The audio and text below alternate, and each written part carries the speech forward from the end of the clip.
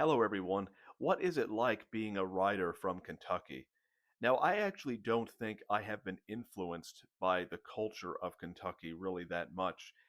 The fact that I'm here is just simply an accident of geography, nothing more. It's just where I was born.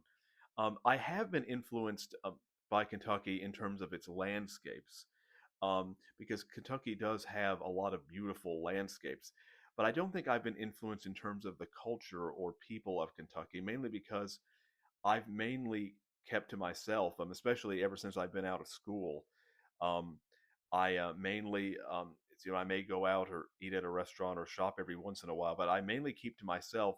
I feel like I would be living the same life regardless of what state that I'm in. It just so happens that I happen to live in Kentucky because of geographical circumstance.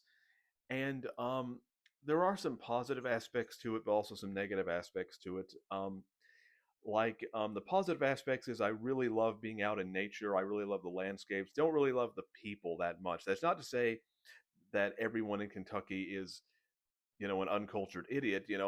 I'm not, but it is difficult to sift out, the diamonds, so to speak, that because you do live in what I do live in what I would consider to be what a redneck, somewhat of an anti-intellectual culture, that it can be very stifling creatively.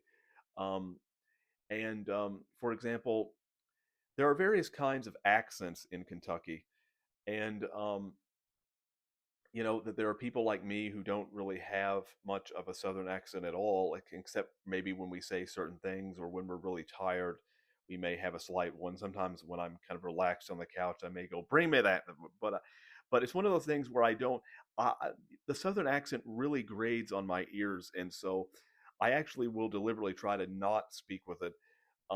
But sometimes I can, because it's where I live, I can still be influenced by it. But here's the thing: if you ask me to consciously create it, um, I can't. It's something that just kind of like is subconscious, and that's how a lot of accents are.